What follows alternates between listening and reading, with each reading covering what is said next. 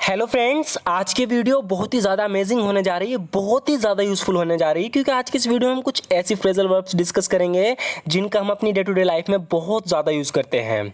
So friends, अगर आपको भी फ्रेजल वर्ब का यूज़ करने में दिक्कत होती है, उनको समझने में दिक्कत होती है, तो बस आप इस वीडियो को एंड तक देखना, आपको एक अंदाज़ा हो जाएगा कि कैसे हम इनका यूज़ करते हैं। सो फ्रेंड्स, बिना किसी देरी के शुरू करते हैं आज की वीडियो। सो फ्रेंड्स, आज की हमारी पहली फ्रेजल वर्ब है गियर अप। गियर अप को थोड़ा ध्यान से देखना, इसका बहुत ज़्यादा यूज़ होता है।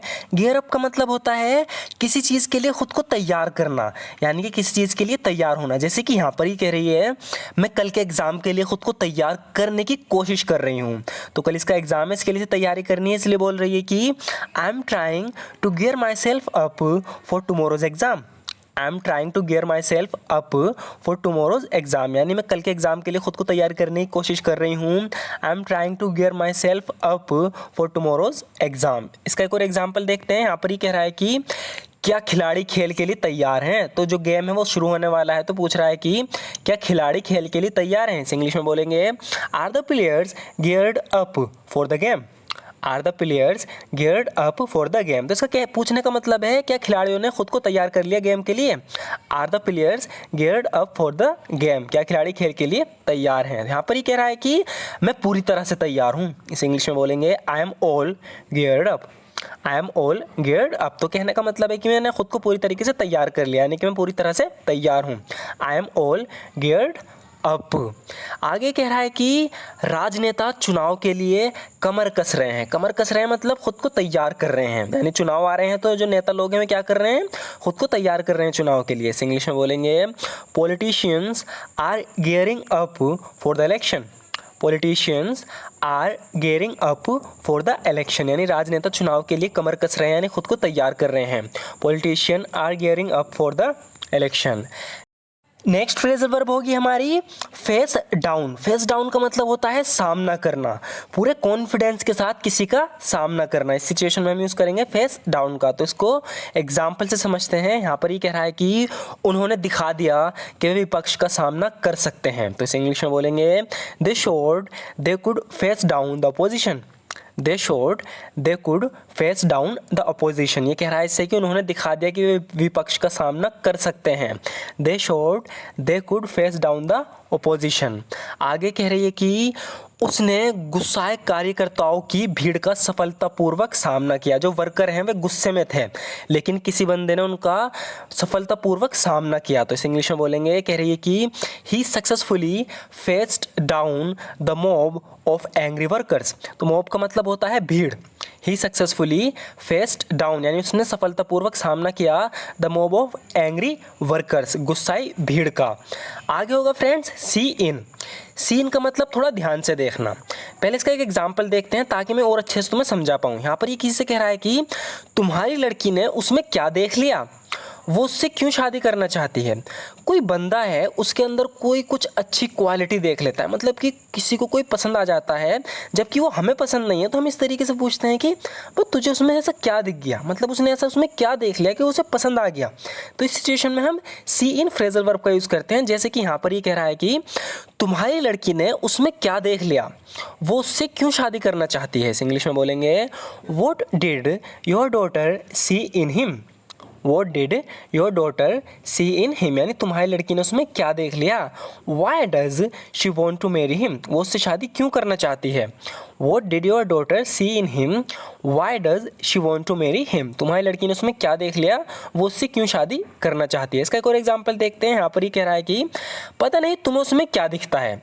एक लड़का है जो इस लड़की को बहुत पसंद है लेकिन इसे पसंद नहीं है, तो ये कह रहा है इससे कि पता नहीं तुम्हें उसमें क्या दिखता है, मुझे तो वो बोरिंग लगता है। इस इंग्लिश में बोलेंगे I don't know what you see in him. I don't know what you see in him, कह रही है कि पता नहीं, कह रहा है कि पता नहीं तुम्हें उसमें क्या दिखता है, मुझे तो वो बोरिंग लगता है। I think he is boring, यानी कि मुझे लगता है कि वो बोरिंग है। I think he is boring. Next phrasal verb होगी friends cut down. Cut down का मतलब होता है कम कर देना। इसको एग्जाम्पल से समझेंगे। जैसे कि यहाँ पर ही इससे कह रहा है कि वजन कम करने के लिए तुम्हें चीनी का सेवन कम करना चाहिए, यानी कि जो मीठी चीज़ें हैं मीठे का सेवन कम करना चाहिए, यानी कम खाना चाहिए। तो यहाँ पर कम करने की बात चल रही है, तो इंग्लिश में बोलेंगे you must cut down on. तो ध्यान रखना ऑन ज़रूर आएगा। You must cut down on sugar to lose weight. You must cut down on sugar to lose weight. कह रहा है कि वज़न कम करने के लिए तुम्हें चीनी का सेवन कम करना चाहिए। आगे कह रही है कि मैं मांस का सेवन कम करने की कोशिश कर रही हूँ। सेवन मतलब खाने की, वो मांस बहुत खाती है तो कह रही है कि मैं मांस का सेवन कम करने की कोशिश कर रही हूँ। तो यहाँ पर भी कम करने की बात चल रही है, तो कौन सी फ्रेजल वर्ब का यूज़ होगा? Cut down. तो इसको इंग्लिश में कैसे बोलेंगे? I am trying to cut down on meat. I am trying to cut down on meat, यानी मैं मांस का सेवन कम करने की कोशिश कर रही हूँ। I am trying to cut down on meat. Cut down के बाद ऑन का ज़रूर यूज़ होगा। यहाँ पर ये कह रहा है कि he cut down on coffee and cigarettes. तो कोई है जो सिगरेट्स और कॉफ़ी बहुत पीता था लेकिन अब वो कम कर दिया उसने। तो यहाँ पर ही बता रहा है कि ही कट डाउन यानी उसने कम कर दिया ऑन कॉफ़ी एंड सिगरेट, यानी कि जो सिगरेट और कॉफ़ी वो लेता था। नेक्स्ट फ्रेजल वर्ब होगी फ्रेंड्स हमारी लेट ऑन। तो इसे थोड़ा ध्यान से समझना। लेट ऑन का क्या मतलब होता है कि कोई राज है उसे किसी के सामने रिवील कर देना, बता देना। जैसे कि यहाँ पर ये कह रहा है, यहाँ पर लड़की इससे कह रही है कि मैं अगले महीने शादी कर रही हूँ लेकिन प्लीज़ किसी को बताना मत। तो यहाँ पर राज ना बताने की बात चल रही है। तो कौन सी फ्रेजल वर्ब का यूज़ होगा? लेट ऑन का। तो इसे इंग्लिश में बोलेंगे I am getting married next month. कह रही है कि मैं अगले महीने शादी कर रही हूँ। I am getting married next month but please don't let on to anyone, लेकिन किसी को बताना मत। I am getting married next month but please don't let on to anyone. मैं अगले महीने शादी कर रही हूँ लेकिन प्लीज़ किसी को बताना मत। आगे कह रही है कि मैं नहीं चाहती तुम माँ को बताओ या किसी और को। तो आगे इससे कह रही है कि जो बात मैं तुम्हें शादी की बताई है एक राज है, मैं नहीं चाहती तुम माँ को बताओ या किसी और को। तो इस इंग्लिश में बोलेंगे I just don't want you to let on to mom or anyone else. I just don't want you to let on to mom or anyone else. मैं नहीं चाहती तुम माँ को बताओ या किसी और को। आगे कह रही है कि उसने उस समय किसी को नहीं बताया था, यहाँ तक कि मुझे भी नहीं। तो किसी को कोई राज पता था लेकिन उसने किसी को नहीं बताया था। ये इसकी वाइफ है तो ये कह रही है कि यहाँ तक कि मुझे भी नहीं। तो इस इंग्लिश में बोलेंगे he never let on to anyone at that time not even me.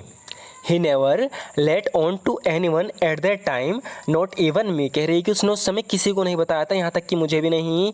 He never let on to anyone at that time not even मी।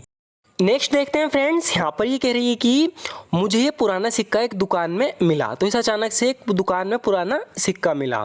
तो अचानक से जब हम किसी से मिलते हैं, हमें कोई चीज़ मिल जाती है तो हम एक फ्रेजल वर्ब का यूज़ करते हैं कम अक्रॉस का। तो यहाँ पर इसकी इंग्लिश होगी I came across this old coin in an antique shop. I came across this old coin in an antique shop, यानी मुझे पुराना सिक्का एक एंटिक दुकान में मिला जहाँ पे पुराने सामान मिलते हैं।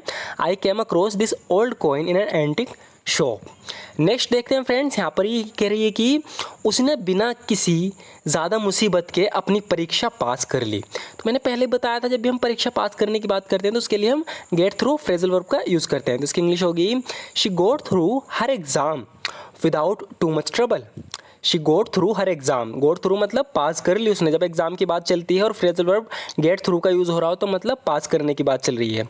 She got through her exam without too much trouble. उसने बिना किसी ज़्यादा मुसीबत के अपनी परीक्षा पास कर ली।